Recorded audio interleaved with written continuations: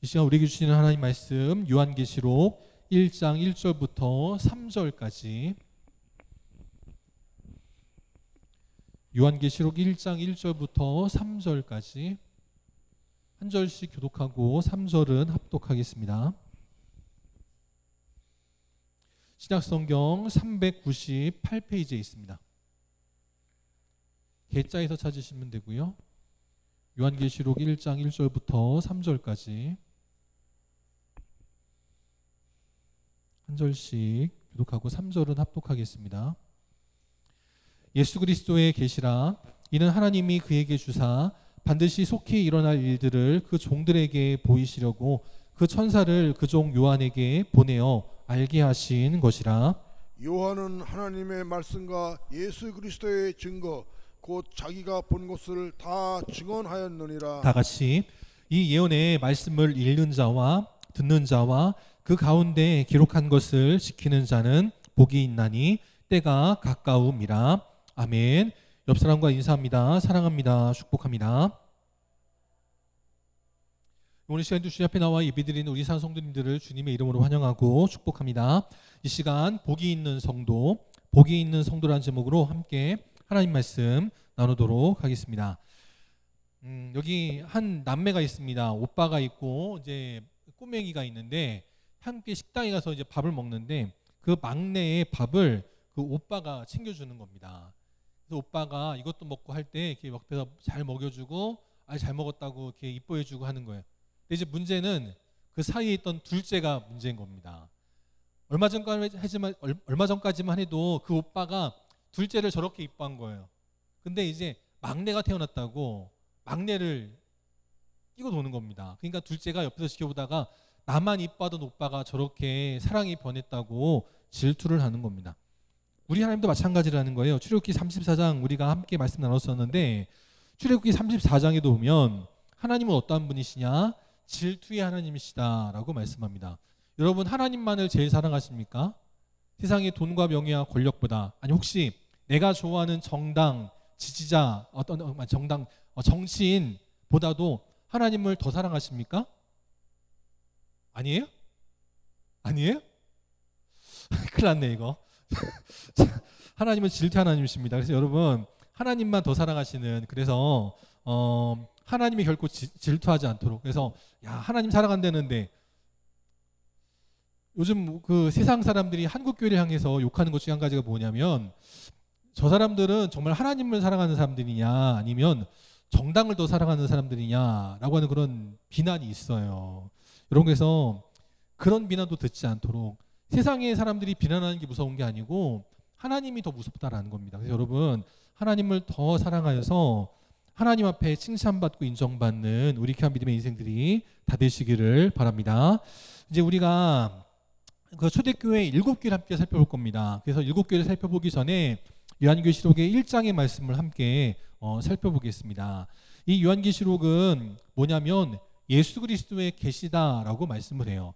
그래서 그 계시를 받은 사람이 사도 요한이었고 그 사도 요한이 적었기 때문에 우리가 요한계시록, 사도 요한이 적은 계시록이다. 그래서 요한계시록 이렇게 부르기는 하지만 이거는 사도 요한이 알려주는 것이 아니라 주 예수님께서 우리에게 보여주신 것이다 라는 것을 1절에서 분명하게 하고 있다라는 것입니다. 그리고 이 예수님의 계시는 예수님에게서 시작된 것이 아니고 하나님에게서 시작이 되었다라고 말씀을 해요. 그래서 하나님께서 그 아들 예수님에게 계시를 알려주셨고, 그래서 이것이 천사를 통해 하나님의 종 사도 요한에게 전해져 알게 하신 것이다 라는 겁니다. 그래서 그럼 그 계시의 내용이 뭐냐? 바로 우리가 아까 보았던 1절의 맨 처음 예수 그리스도에 관한 계시라는 거예요. 이 요한계시록은 누구를 알려주는 것이냐? 바로 예수님을 알려주는 것이며, 그래서 이를 통해서 3절 말씀이 나오는 것처럼 이 말씀을 잘 지키는 자에게는 복이 있다, 곧 그때가 가까웠다라는 것이 요한계시록의 서두라는 것입니다. 그러면 이 시간 우리가 복받는 성도, 복이 있는 성도가 되려면 어떻게 되는가? 함께 세 가지를 살펴보도록 하겠습니다. 3절에 보니까 어떠한 자가 복이 있다라고 말씀을 하냐면 말씀을 읽는 자가 복이 있다라고 말씀을 하고 있다라는 거예요. 신명기 6장에서도 이 말씀에 대해서 율법에 대해서 아주 강조하고 있는데 어떻게까지 강조하고 있냐면 말씀을 손목에 메어서 괜히 쓸데없이 무슨 그 팔찌니 뭐니 그런 거 끼지 말고 하나님 말씀을 손목에 메어서 기호로 삼고 다녀라 라는 것입니다. 우리의 미간에 붙여라 라는 거예요. 그래서 옛날에 그 신부들 화장할 때 어떻게 했어요? 연지곤지라는 걸 붙였잖아요. 그래서 연지곤지 이런 걸 붙였는데 그런 거 하지 말고 우리의 미간에 말씀의 표를 붙여라 라고 했다라는 것입니다. 또 우리의 몸에만 하지도 말고 안 보일 수 있으니까 문설주에도 바깥문에도 하나님 말씀을 기록하라 라는 거예요. 그래서 문을 나갈 때에도 보고 바깥에서 들어올 때에도 보고 심지어는 지나다니는 동네 사람들도 볼 수 있도록 그렇게 말씀을 누구나 읽게 하라라는 것입니다. 여기서 이제 질문, 여러분은 성경을 얼마나 읽으십니까? 말씀을 읽는 자가 복이 있다고 했는데 여러분들은 말씀을 얼마나 읽고 계시냐는 거예요. 읽고 계십니까? 제가 그때 몇 년 동안 그 신앙생활표 이런 거 나눠드렸는데 체크하십니까? 네, 그거요. 저를 위해서 하라고 그러는 거예요? 교회를 위해서 하라고 그러는 거예요? 아니에요. 여러분들이 성경을 읽건 말고 저하고는 상관이 없습니다. 교회도 아무런 상관이 없어요. 누구를 위해서 하라고 그러는 거예요? 여러분을 위해서 하라는 겁니다. 여러분, 그래서 제가 굳이 뭐 체크하지 않아도 하셔야 됩니다. 하나님 말씀을 읽으셔야 되는 거예요. 그런데 현대 우리나라의 그 시대가 이제는 뭐 교인들뿐만 아니고 세상 사람들도 성경뿐만 아니고 아예 책 자체를 안 읽습니다. 그래서 조사해 보니까 2023년도에 조사할 때 성인의 60%는 책을 아예 한 번도 안 봤다. 어쩔 수 없이 봐야 되는 그런 뭐 어떤 내가 일을 할 때 필요한 지침서라든가 새로운 업무를 배우는 데 필요한 어떤 해설서라든가 그런 거 말고 그 위에 책은 한 권도 안 읽었다가 10명 중에 6명이라는 거예요. 그럼 나머지 40%는 어떠냐? 나머지 40%의 평균 독서율도 3.9권, 4권이 되지 않는다라고 말을 하더라고요. 이런 시대를 살아가고 있어요. 그래서 요즘은 다 어떠냐? 전설에서 누가 사진을 찍어봤더니 저렇게 책 보는 사람은 아무도 없어요. 옛날에는 어땠어요? 전설에서 신문이라도 봤습니다. 하다못해 스포츠 신문이라도 봤는데 요즘은 스포츠 신문도 안 사봐요. 핸드폰으로 보면 되니까 이제 그것도 안 사봅니다. 시험을 준비하는 학생들이나 뭐 전설이나 버스에서 책을 보지 그 위에는 아무도 안 보고요. 다 핸드폰 들여다보고 있건가 아니면 잠을 자든가 한 이런 시대를 살아가고 있습니다. 이런 시대의 분위기 속에서 성경을 읽는다는 것도 사실 쉽지 않죠. 근데 하나님은 분명하게 우리에게 말씀을 하세요. 하나님 말씀을 읽는 자가 복이 있다라고 말씀하더라라는 것입니다. 시편 139편에도 보니까 16절에 이렇게 기록이 되어 있어요. 주의 책에 다 기록이 되어 있다는 겁니다. 그럼 주의 책에 무엇이 기록되어 있느냐? 17절에 보니까 주님의 생각이 바로 주님의 책 성경에 다 기록이 되어 있더라라는 것입니다. 그래서 성경 말씀을 읽은 사람들 가운데 수많은 위인들이 나오게 됐습니다. 그래서 유럽에서 보면 바로 이 아주 유명한 천지창조라고 하는 이 그림을 누가 그렸어요? 미켈란젤로가 그렸습니다. 이 천지창조의 그림이 어디서 영감을 얻은 거예요? 성경에서 영감을 얻은 겁니다. 또 렘브란트라고 하는 서양의 유명한 화가가 있는데 이 렘브란트가 그린 아주 유명한 명화도 있어요. 그 영화의 제목도 뭐냐면 갈릴리 바다의 폭풍이라는 제목입니다. 이것도 예수님께서 제자들과 함께 배를 타고 가실 때 벌어진 사건에 대해서 담은 명화라는 거예요. 이 렘브란트도 성경을 읽다가 내가 이 장면을 그림을 그려야겠구나 라고 생각이 들어서 그림을 그렸다라는 것입니다. 화가들만 그러냐? 아닙니다. 아주 유명한 작곡가들도 있습니다. 핸델도 있고요, 모차르트도 있고 베토벤도 있습니다. 특별히 핸델의 메시아라는 이 곡은요 너무나 유명하죠. 그래서 합창단의 수준을 알아볼 때 저 핸델의 메시아를 완창했냐 안 했냐 이걸로 평가하기도 하더라라는 것입니다. 이만큼 성경이라는 것은 수많은 위인들에게 영감을 주었다라는 거예요. 칸트라는 사람도 이렇게 말한 적이 있습니다. 아주 유명한 독일의 철학자인데 이 칸트가 뭐라고 말했냐면 성경이 있다는 것이 인류 최대의 축복이다라고까지 말을 했다라는 거예요. 또 빅토르 위고라고 하는 프랑스의 아주 유명한 대문호가 있습니다. 이 사람도 뭐라고 말했냐면 프랑스 사람이 영국을 평가하는데 이 두 나라 아주 앙숙이거든요. 근데도 이 프랑스의 대문호가 영국을 평가할 때 뭐라고 평가했냐면 영국은 두 권의 책을 갖고 있다. 하나는 성경이고 또 다른 하나는 셰익스피어의 작품집이다. 이렇게 말을 했어요. 근데 그 다음 말이 더 중요한데 이렇게 평가를 했습니다. 영국은 그 유명한 셰익스피어를 만들었고 성경은 바로 그 영국을 만들었다라고 평가할 정도였다는 거죠. 그러니까 해가 지지 않는 나라라고 하는 위대한 제국을 영국이 만들 수 있었다라는 거예요. 로마도 그러한 업적을 만들지 못했는데 영국은 영원히 해가 지지 않는 나라라는 그런 대제국을 이룰 수 있었다는 겁니다. 그것이 어디 나왔냐면 바로 성경에서 나왔다라는 거예요. 그 분당에 이찬수 목사님이라는 분이 있는데 그분이 이렇게 말씀하신 적이 있어요. 뭐라고 말씀했냐면 꿈을 꾸는 자들이 읽어야 되는 책 성경이라고 그렇게 평가한 적이 있습니다. 꿈을 꾸는 사람들이 읽어야 될 책 성경이라는 거예요. 근데 그 이찬수 목사님만 대단한 게 아니고 그 사모님도 대단한 것이 그 목사님의 그 말씀을 듣고 사모님이 이렇게 고쳐줬대요. 뭐라고 고쳐줬냐면 읽으면 꿈꾸는 책, 읽으면 꿈꾸게 되는 책 성경이라고 평가해 줬다는 거예요. 내가 꿈을 꾸기 위해서 읽는 게 아니고요. 그냥 성경을 읽으면 꿈을 꾸게 된다라는 거예요. 새로운 미래에 대한 소망이 생기고 위로가 생기고 하나님의 거룩한 꿈이 느껴지는 책 성경이다. 그렇게 말씀을 합니다. 저도 그 말씀을 듣고 나서 정말 큰 감동을 받은 적이 있어요. 우리가 세상을 살아가다 보면 이렇게 저렇게 절망이 되고 낙심이 되고 염려가 될 때 있잖아요. 그럴 때 우리는 무엇을 보냐는 거예요. 이번 주 아주 그 연예계에 깜짝 놀랄 일이 있었는데 그 BTS라고 하는 그 방탄소년단이 소속돼 있는 하이브라고 하는 그 연예 기획사가 있습니다. 그 연예 기획사에서 작년인가에 나온 뉴진스라고 하는 걸그룹이 있어요. 여러분들은 잘 모르실 텐데 세계적으로 아주 그냥 화제가 됐던 뉴진스라고 하는 걸그룹이 있습니다. 근데 이게 뉴진스를 만든 제작자하고 하이브하고 갈등이 벌어진 거예요. 그래가지고 난리가 난 적이 있습니다. 이것 때문에 금요일 밤인가에 그 프랑스 올림픽, 파리 올림픽 출전을 앞둔 최종 예선전에서 우리나라가 인도네시아에게 져가지고 올림픽에 출전하지 못하는 대참사가 벌어졌거든요.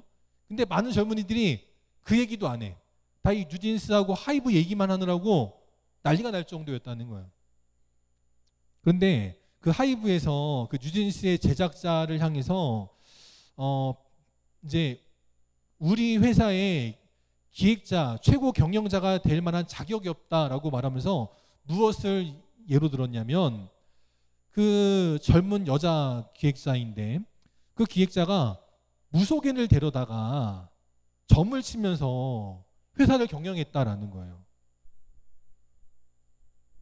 세계를 흔들었던 젊은 걸그룹을 만들었는데 이거를 무속인을 데려다가 점쳐가면서 했다. 그렇게 비난을 했습니다. 그래서 우리는 점치는 사람에게 우리 회사를 맡길 수 없어. 뭐 그 외에도 많은 이유들이 있는데 제가 집중한 건 거기였어요. 지금 우리나라에 수많은 일들이 벌어지고 있습니다. 예전에도 어떤 대기업에서 신입사원들을 뽑을 때 아주 중요한 S급 인재를 뽑을 때 무당을 데려다가 뽑았다는 얘기가 있었거든요. 근데 여러분 기분 나쁠지 모르겠지만 우리나라의 어떤 큰 정책을 행할 때에도 무속인이 관여되어 있다는 말이 있잖아요. 그러니까 의사들이 내가 저 사람 만나겠다고 그러는 거예요. 대통령 안 만나도 되고 나 저 사람 만나겠다고 그러는 거잖아요. 지금 이런 시대에 살아가고 있습니다. 근데 거기다가 이제는 연예인을 만드는 곳에서도 무당을 데려다가 점을 치면서 하고 있다는 거예요. 한편으로는 야, 그렇게 무당을 따라갔더니 회사가 잘 되고, 무당을 따라갔더니 우리나라의 최고 높은 자리에 올라가고, 무당을 따라갔더니 세계적으로 유명한 걸그룹을 만드는 회사가 되고, 그래서 그 여자 기획자는요, 계획대로만 가면 내년이나 내후년에 4천억을 벌 수 있대요. 이런 시대를 살아가고 있어요.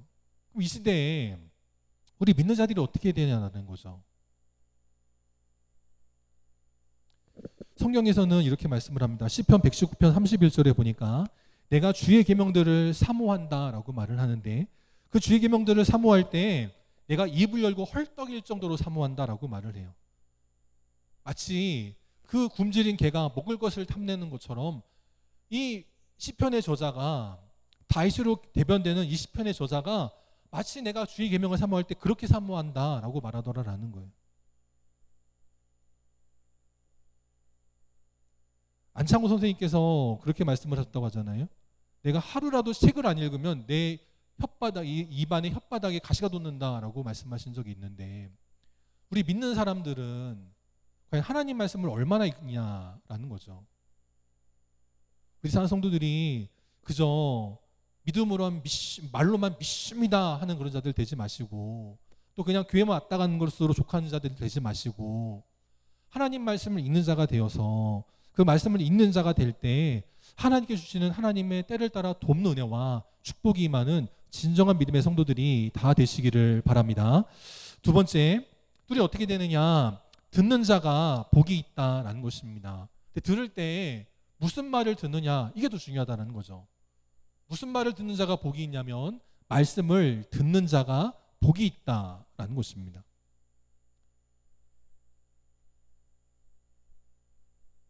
저희 집안에는 젊은 어린이들이 있잖아요. 이 어린이들이, 이 학생이 누구 말을 듣냐라는 거죠. 선생님 말씀을 잘 들으면 복이 있어요. 부모님 말씀을 잘 들으면 복이 있습니다. 그런데 엉뚱한 친구들의 말에 해가지고 그러면 문제가 생기는 거예요. 지금 당장 내게 듣기 좋은 소리를 하는 친구의 말을 듣느냐, 아니면 지금 당장은 내가 듣기 싫고 좀 괴롭고 짜증이 나도 내 미래를 생각해서, 내 앞날을 생각해서 걱정해 주시고 해주시는 그 부모님과 선생님 말씀에 귀를 기울이느냐, 너무나 큰 차이가 있다는 거죠. 성경은 우리에게 분명하게 말씀합니다. 말씀을 듣는 자가 복이 있다라고 말씀을 해요. 그럼 우리 영광교회 성도들, 오늘 이 시간에도 주님 앞에 나왔습니다. 우리 예배를 드리고 예배를 한다라고 할 때 사실 우리의 대부분은 사실 설교를 듣는 것이잖아요. 그럼 들을 때 어떻게 듣느냐가 중요하다라는 거죠. 첫 번째, 우리가 성경 말씀을 듣고 목사의 설교를 들을 때 어떻게 되느냐? 묵상하며 들어야 된다라는 겁니다. 묵상한다는 건 뭐냐면 조용하게 계속 생각하는 거예요. 오늘 이 시간 이 자리에 나와 있는 분들 가운데도 어떤 사람은 저를 통해서 하나님 무슨 말씀하실까 하고 듣는 분이 있고, 어떤 사람은 어쩔 수 없이 나온 분이 있습니다. 전 사실 여기 있기 때문에 여러분의 표정을 다 보잖아요. 그럼 알아요. 근데 그게 사실 또 우리 교회만의 문제는 아니고, 제가 전에 했던, 또 제가 가보지 못한 어느 교회도 사실은 다 마찬가지입니다. 모든 사람들이 다 교인으로 이 자리에 나와 있지만 사실 그분들 모두가 다 경청하거나 집중하고 있는 건 아니거든요. 그런데 분명한 건 뭐냐면 하나님 말씀을 묵상하며 듣는 사람이 복이 있다라는 거예요. 두 번째, 어떻게 들어야 되느냐? 사모하며 들어야 된다라는 것입니다. 말씀을 들을 때 사모하며 듣는 것과 그냥 듣는 것은 큰 차이가 있다라는 거예요. 시편 19편에도 보니까 이렇게 고백을 해요. 하나님 말씀을 순금보다도 더 사모하고 꿀송이보다도 더 달게 여기다라고 말씀하고 있어요. 여러분들이 과연 이 시편의 기자와 같이 하나님 말씀을 금보다도 꿀보다도 더 달게 사모하며 듣는 그런 믿음의 자세가 있으시기를 바랍니다. 세 번째, 또 들을 때 어떻게 들어야 되느냐? 그 말씀을 하나님 말씀으로 들어야 된다라는 거예요.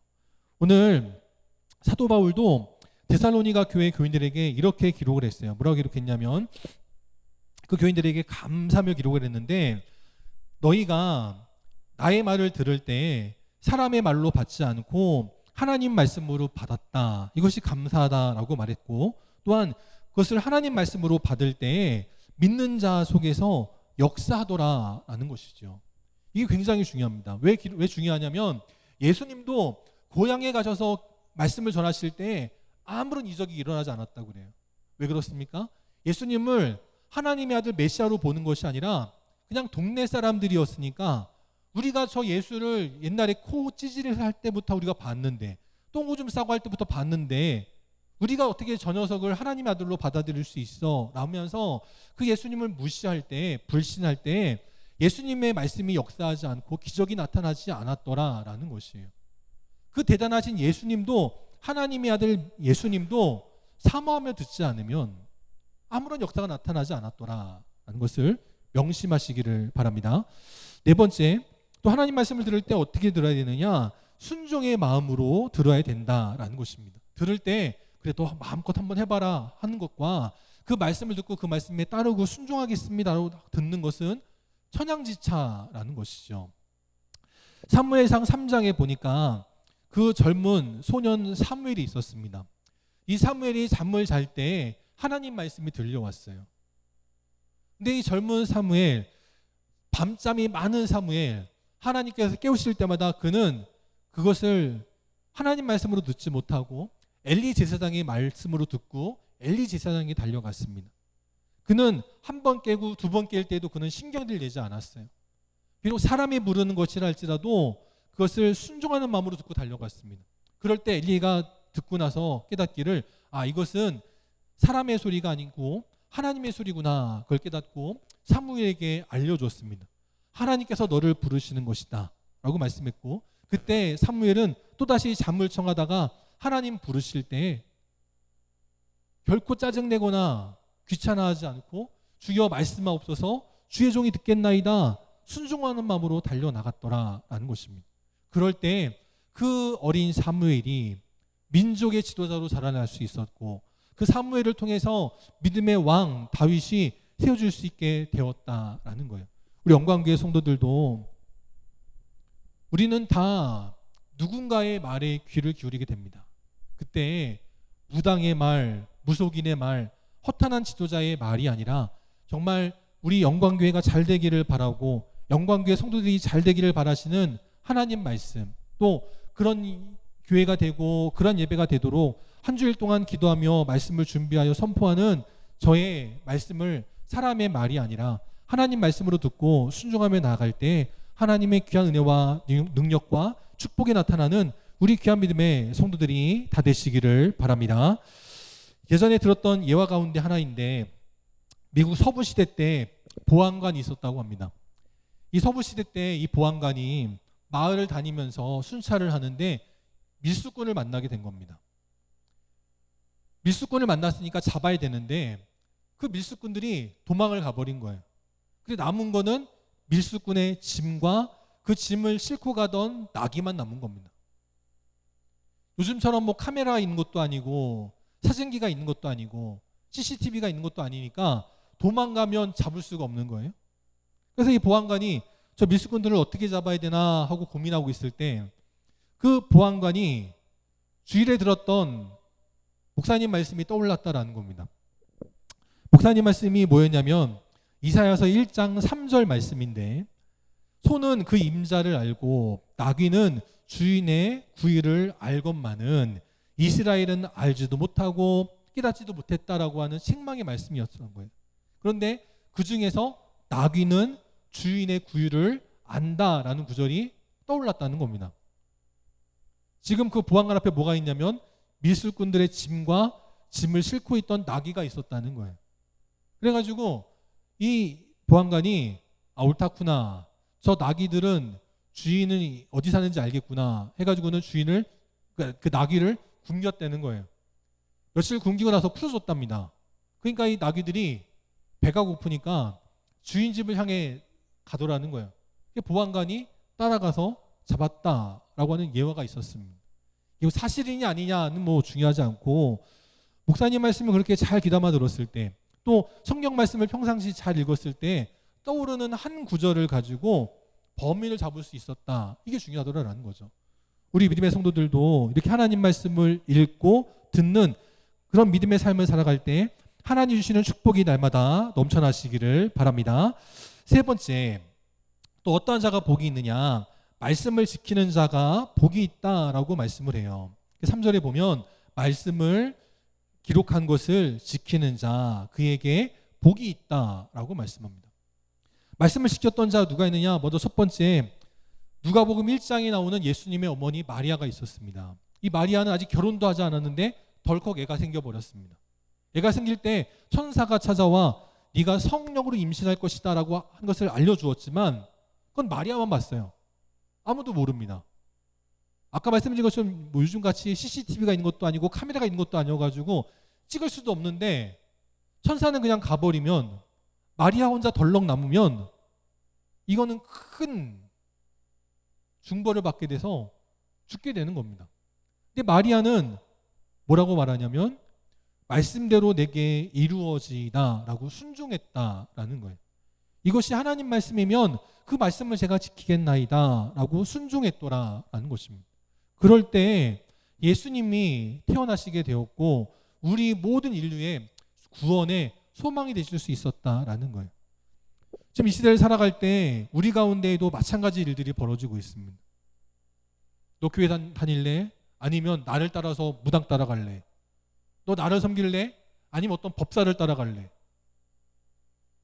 이렇게 세상의 사람들이 말할 때 나는 출세길이 막힌다 할지라도 나는 세상에서 어려움 당할다 할지라도 하나님 말씀을 지키겠습니다 라고 결단하는 것이 결코 쉽지 않지만 그 말씀을 지키는 자 소수라 할지라도 하나님은 그러한 사람들을 통해 하나님을 이루어주신다라는 거예요. 이사야서 62장에도 보니까 이렇게 말씀이 돼 있어요. 파수꾼이 주야로 밤새 자지 않고 성벽에서 성을 지키는 것처럼 우리도 그렇게 지켜야 된다라는 거예요. 여인들이 정조를 지키기 위해서 은장도를 차고 다니면서 자기 목숨을 바쳐서라도 정조를 지키기 애쓰는 것처럼 우리 믿음의 성도들이 그렇게 하나님 말씀을 지켜야 된다라는 것입니다.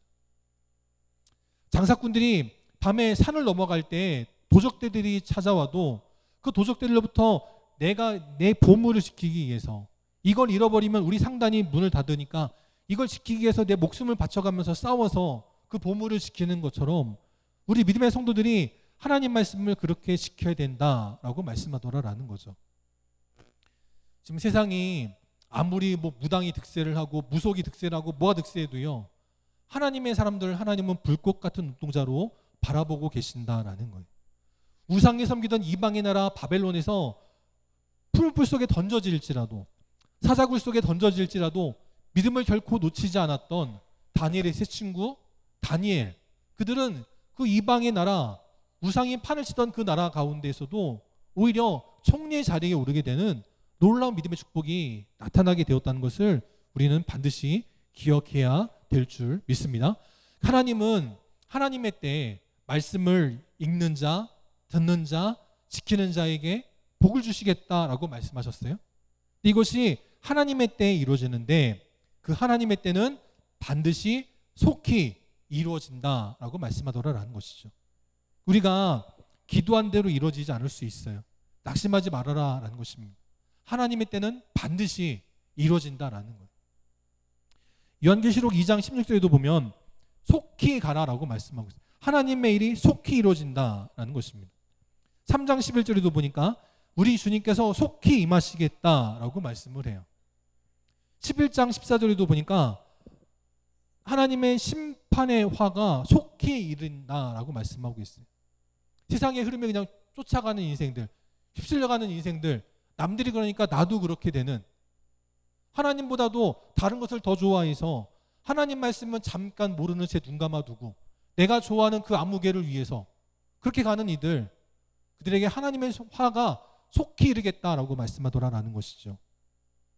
그런데 그 모든 진노의 때가 지나고 나면 22장 7절에 보니 우리 주님께서 또한 속히 오시겠다라고 말씀을 해요. 그래서 그 짐승의 표를 받지 않고 세상에서 온갖 환난과 고난을 당하였을지라도 끝까지 믿음을 지킨 자에게 주님이 찾아오시어서 내가 너와 함께 천국으로 인도하리라 라고 말씀하시며, 그럴 때 끝까지 믿음을 지켰던 자들은 주님의 임재가 결코 두렵지 않은 거예요. 그러니까 뭐라고 고백하느냐? 주님께서 속히 오리라고 말씀하실 때 아멘, 주 예수여 오시옵소서 라고 기쁜 마음으로 주님을 맞이할 수 있는 거죠. 여러분들이 하나님보다 다른 걸 더 사랑하실 수 있어요. 그런데 만약에 주님께서 내가 속히 가리라 할 때, 그때 여러분 정말 진심으로 아멘, 주 예수여 어서 오시옵소서, 마라나타 그렇게 외칠 수 있냐라는 거죠. 하나님보다 다른 게 더 좋은데, 교회보다도 다른 게 더 좋은데, 그런 인생은 하나님 앞에 결코 복을 받을 수 없다라는 것입니다. 저는 그게 너무 안타까운 거예요.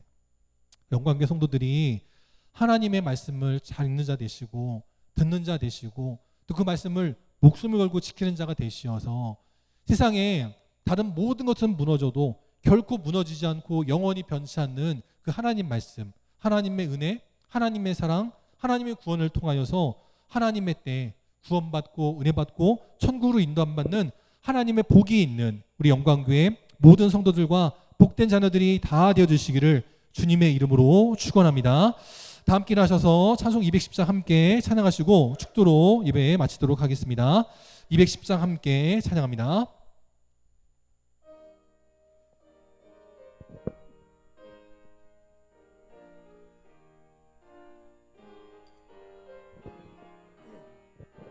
조금만 빠르게.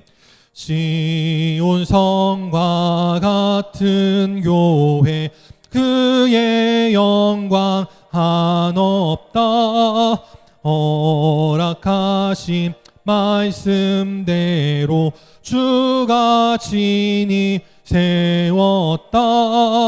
반석 위에 세운 교회 흔들 자가 누구랴. 모든 원수의 워싸도 아무 근심 없도다. 생명샘이 솟아나와 모든 성도 마시니 언제든지 흘러넘쳐 부족함이 없도다. 이런 물이 흘러가니 목마를 자 누구랴. 주의 은혜 풍족하여 넘치고도 넘친다. 주의 은혜 내가 받아 시온 백성 되는 때 세상 사람 비방해도 주를 찬송하리라. 세상 헛된 모든 영광 아침 안개 같으나 주의 자녀 받을 복은 영원 무궁하도다.